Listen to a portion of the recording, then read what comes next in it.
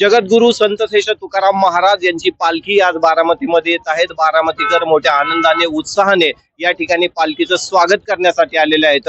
पालखीला मोठ्या प्रमाणात गर्दी होत आहे आणि या गर्दीला नियंत्रित करण्यासाठी माझ्यासोबत एक अकॅडमी आहे, एक्सलन्स सायन्स अकॅडमी। त्यांनी त्यांचे स्वयंसेवक या ठिकाणी आणलेले आहेत। सर, काय सांगाल, आज ही पालखी बारामतीमध्ये येत आहे? बारामतीमध्ये आज जगद्गुरु संत तुकाराम महाराजांची जी पालखी येते त्याच्या निमित्तानं खूप मोठ्या संख्येनं वारकरी आणि भक्तगण दर्शन घेण्यासाठी येणार आहेत।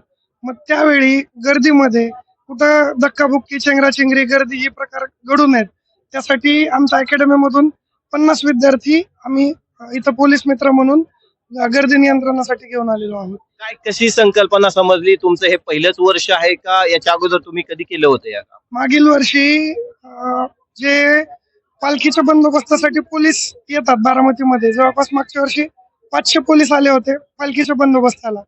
वारकऱ्यांची सगळी सोय जेवणाची केली जाते, पण पोलिसांना पॉइंट सोडता येत नाही।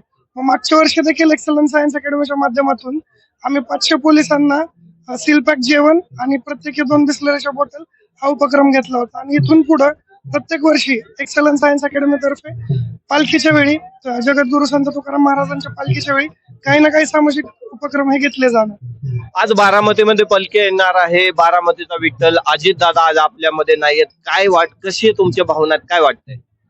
खरं सांगायचं तर बारामती सारख्या शहराला ज्या अजितदादा पवार साहेबांनी स्वर्ग बनवलं, तो आमचा विठ्ठल आज आमच्यात नाहीये।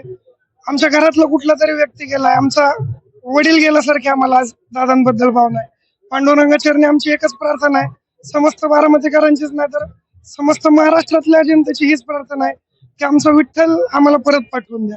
आपण पाहतो या ठिकाणी की प्रत्येक बारामतीकर इथं आलेला हा अजितदादांच्या आठवणीत रमून गेलेला आहे। अजितदादाच्या आठवणी आजही त्यांच्या मनावर ताज्या आहेत आणि अशा ताज्या आठवणीतच आज ही तुकोबा महाराजांची पालखी आहे की बारामतीमध्ये येत आहे। बारामतीकर मोठ्या आनंदाने आणि उत्साहात या पालखीचं स्वागत करण्यासाठी सज्ज झालेले आहेत। कॅमेरामॅन महेश, संतोष.com महाराष्ट्र।